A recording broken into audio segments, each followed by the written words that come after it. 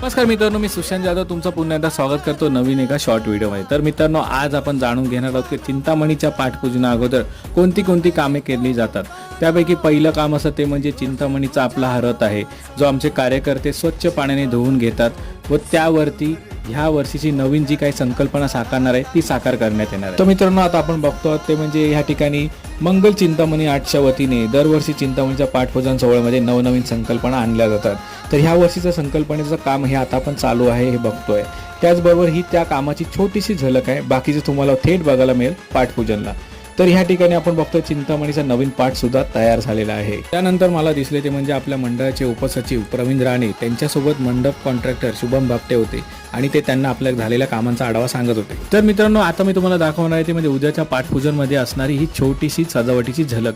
इथपर्यंत जर तुम्हाला व्हिडिओ आवडला असेल तर माझ्या YouTube चॅनलला जरूर सबस्क्राईब करा, लाईक करा, शेअर करा आणि मला Instagram